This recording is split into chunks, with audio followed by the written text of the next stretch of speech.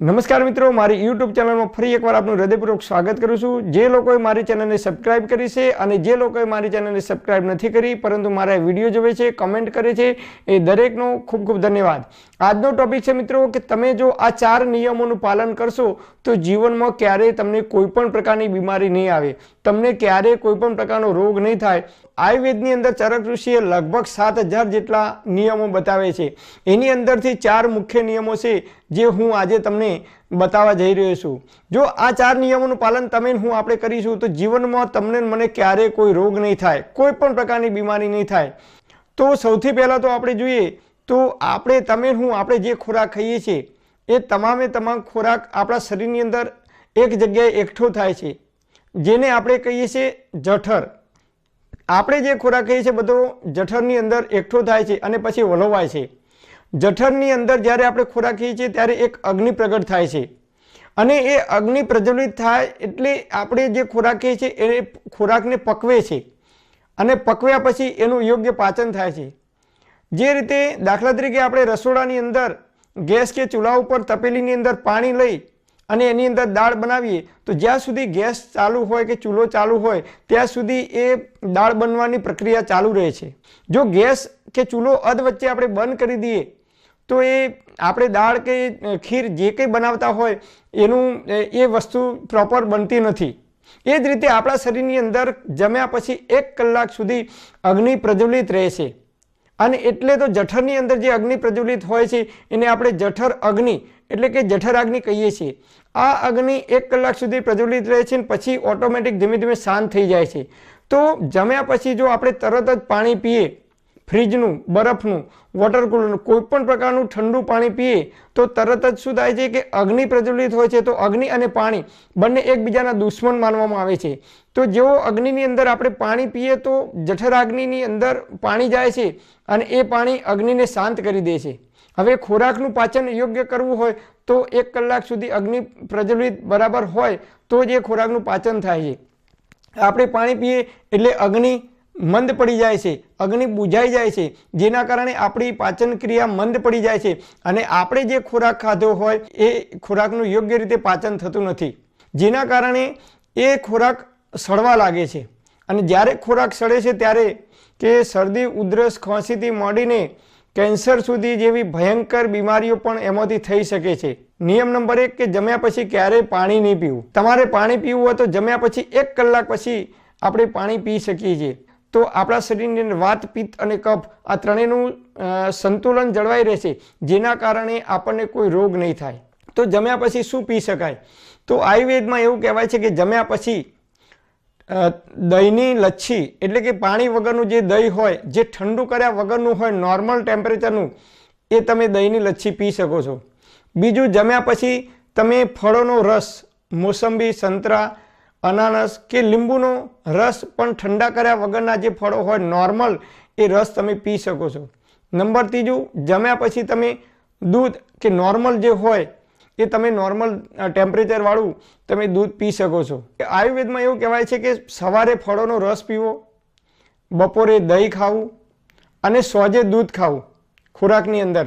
આ 3 નિયમોનું જો આપણે ધ્યાન રાખીશું તો આપણને ક્યારેય કોઈ પણ પ્રકારની બીમારી નહીં થાય કે કોઈ રોગ નહીં થાય। હવે જોઈએ તો નંબર 2, પાણી હંમેશા ઘૂંટડે ઘૂંટડે જ પીવું, ક્યારે એક ધારે કે ઉતાવળમાં પાણી પીવું નહીં।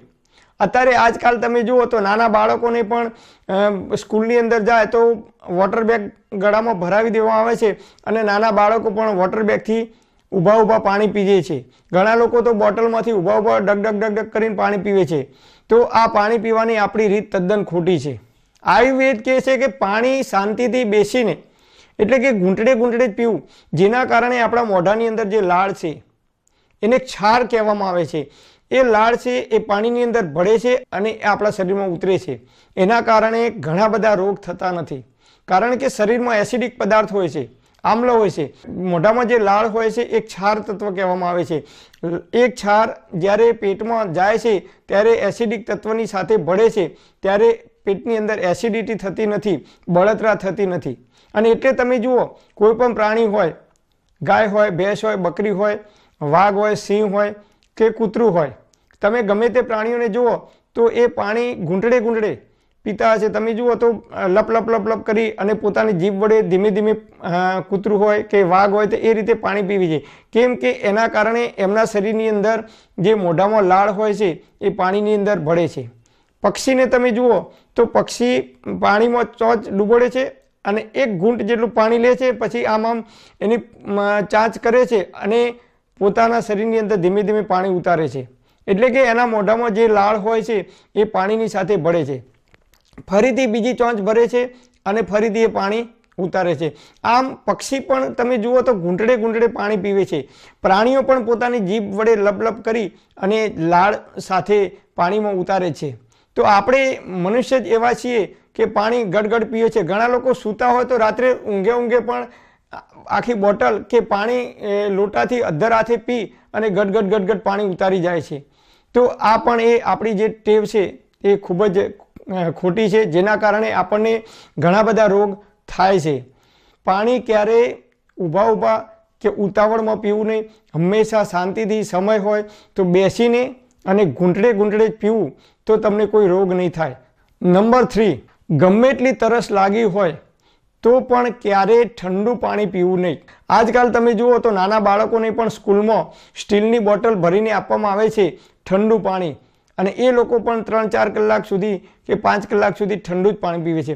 ઓફિસોમાં પણ તમે જુઓ તો મોટાભાગના લોકો સ્ટીલની બોટલમાં પાણી લાવે છે. સ્કૂલોમાં, શાળાઓમાં કે ગવર્મેન્ટ ઓફિસોમાં પણ કુલર મૂકવામાં આવે છે અને મોટાભાગના લોકો કુલરનું કે ફ્રીજનું ઠંડુ પાણી પીવે છે કે બરફનું ઠંડુ પાણી પીવે છે, જેના કારણે ભયંકર રોગ થાય છે એવું આયુર્વેદ કહે છે. કારણ કે આપણા શરીરનું તાપમાન ગરમ હોય છે, જેના કારણે આપણા શરીરનું તાપમાન હોય એટલા તાપમાનવાળું જો આપણે પાણી પીએ તો શરીરમાં કોઈ રોગ થતો નથી. આપણે પાણી ઠંડુ પીએ એટલે આપણું શરીર છે એને ગરમ કરવાનો પ્રયત્ન કરે છે અને એના કારણે કાં તો શરીર ઠંડુ પડે છે અથવા પાણીને ઠંડુ કરવામાં આપણી જે શક્તિ છે, પાચન શક્તિ, એ વેડફાઈ જાય છે. એટલે હંમેશા ગમે તેટલી તરસ લાગે તો ઠંડુ પાણી ક્યારેય પીવું નહીં. એનાથી ભયંકરમાં ભયંકર બીમારી થાય છે. મોટાભાગના રોગ ઠંડુ પાણી પીવાથી થાય છે. તો ઉનાળામાં તમને ઠંડુ પાણી પીવાની ટેવ હોય તો તમે માટીની અંદરથી જે માટલી બનાવવામાં છે એ માટલીનું જો તમે ઠંડુ પાણી પીશો તો એનાથી તમને કોઈ રોગ નહીં થાય. નંબર 4 અને છેલ્લો નિયમ, સવારે ઉઠીને તરત જ પેશાબ કર્યા પહેલાં પાણી પીવાનું. એમાં તમે ઉંફાળું પણ પાણી પી શકો છો. જો આપણે ઘૂંટડે સવારે ઉઠીને તરત જ પાણી પીશું તો આપણા મોઢામાં જે લાળ આખી રાતની જે જમા થઈ છે એક છાર, એ લાળ પાણીની અંદર ભળી અને શરીરમાં જાય છે અને આખી રાતનો જે કચરો જે શરીરમાં ભેગો થયો હોય પેટમાં, એ પાણી પીવાથી એ કચરો નીકળી જાય છે અને પેટ આપણું સાફ થઈ જાય છે, એકદમ ક્લિયર થઈ જાય છે. અને રાત્રે આપણે સૂઈ જઈએ અને સવારે જ્યારે ઉઠીએ છીએ ત્યારે પેટની અંદર એસિડિક તત્વો વધારે હોય છે. એટલે સવારે ઉઠીને તરત જ જો પાણી પીશું તો એ જે છાર છે એ આપણા શરીરમાં જાય છે. એના લીધે શરીરમાં જે એસિડિક તત્વો ઉત્પન્ન થયેલા હોય આખી રાતના એ શાંત થઈ જાય છે. એટલે સવારે ઉઠીને તરત જ બ્રશ કર્યા પહેલાં, ટોયલેટ ગયા પહેલાં તરત જ પાણી પીવું. 2 થી 3 ગ્લાસ જો તમે પાણી પી શકો તો એ વધારે સારું છે. તો આયુર્વેદમાં ચરક ઋષિએ કહી છે કે જો આપણે 4 જ નિયમોનું પાલન કરીશું, તમે હું આપણે બધા, તો જીવનમાં ક્યારેય તમને કે મને કોઈ બીમારી નહીં થાય, કોઈ રોગ નહીં થાય. જમ્યા પહેલાં પણ પાણી ના પીવું જોઈએ. જમ્યા પહેલાં તમારે પાણી પીવું તો ઓછામાં ઓછી 40 મિનિટ પહેલાં તમારે પાણી પીવાનું. જમવાની સાથે ઘણા લોકો પાણી પીતા હોય છે, તો જમવાની સાથે પણ પાણી ક્યારેય ના પીવાય, કારણ કે એનાથી ખોરાક પાતળો થઈ જાય છે અને ખોરાકનું યોગ્ય પાચન થતું નથી. જમવાની સાથે ઘણા લોકો કોલ્ડ ડ્રિંક્સ પીવે છે, ઠંડા પીણા પીવે છે, કોકાકોલા, થમ્સઅપ કે જે કંઈ હોય એ ઠંડા પીણા પણ ક્યારેય જમવાની સાથે પીવાય નહીં. એનાથી પણ ખોરાકનું યોગ્ય પાચન થતું નથી, ખોરાક સડે છે અને અનેક પ્રકારની બીમારીઓ થાય છે. તો જો આપણે આ 4 વાત યાદ રાખીશું તો જીવનમાં તમને મને ક્યારેય કોઈ પણ પ્રકારનો રોગ નહીં થાય. Thanks for watching my video. Thank you.